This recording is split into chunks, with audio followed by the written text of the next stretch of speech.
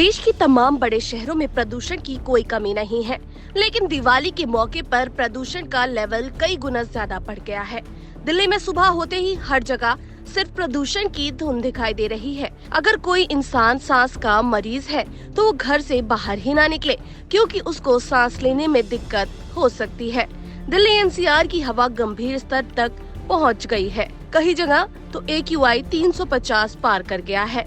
राजधानी दिल्ली में इस बार भी दिवाली पर आतिशबाजी पर सरकार ने प्रतिबंध लगा दिया था। इसके बावजूद दिल्ली और एनसीआर में जमकर आतिशबाजी हुई।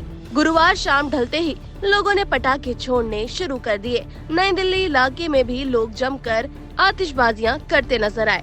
इस कारण दिल्ली एनसीआर की हवा गंभीर स्तर तक पहुंच गई है। आनंद विहार और सरिता विहार में AQI लेवल 300 पार कर गया है। लोगों की आंखों में जलन महसूस हो रही है।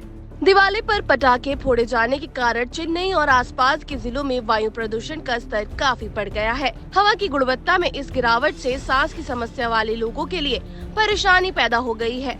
तमिलनाडु प्रदूषण नियंत्रण बोर्ड के सूत्रों के अनुसार चेन्नई के 3 क्षेत्रों में वायु गुणवत्ता इंडेक्स खराब हो गया है। मनाली में स्तर 254, अनुरबक्कम में 210 और पेरुनगुडी में 201 तक पहुंच गया है। तमिलनाडु प्रदूषण नियंत्रण बोर्ड 201-300 के बीच AQI को खराब के रूप में वर्गीकृत करता है, जो श्वसन संबंधी असुविधा पैदा कर सकता है। 301 से 400 के बीच के स्तर को बहुत खराब श्रेणी में रखा जाता है, जबकि 401 से 500 के बीच के स्तर को गंभीर माना जाता है।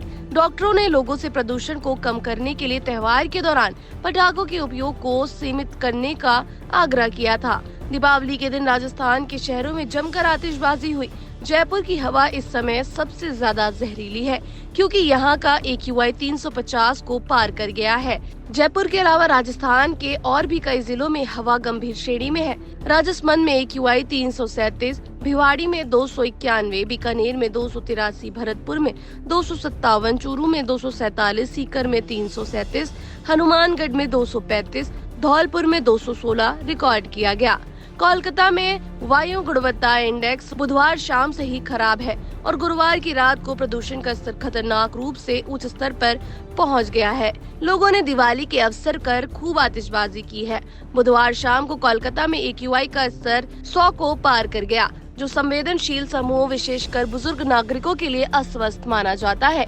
AQI के स्तर में इसी तरह की गिरावट कोलकाता और निकटवर्ती हावड़ा जिले के विभिन्न हिस्सों में देखी गई है। पर्यावरण कार्यकर्ताओं के अनुसार बुधवार शाम को शहर के अधिकांश स्थानों पर AQI का स्तर 100 को पार कर गया। जब पटाखे फोड़ना न्यूनतम था, यह अच्छी तरह से कल्पना की जा सकती है कि गुरुवार की रात जब पटाखे फोड़े जाएंगे तो स्थिति क्या होगी। 101 और 160 के बीच AQI स्तर नारंगी श्रेणी में आता है।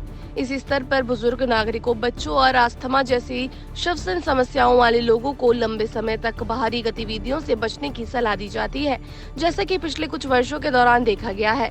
कोलकाता में हवा की गुणवत्ता अक्टूबर के दूसरे और तीसरे सप्ताह में खराब होने लगती है।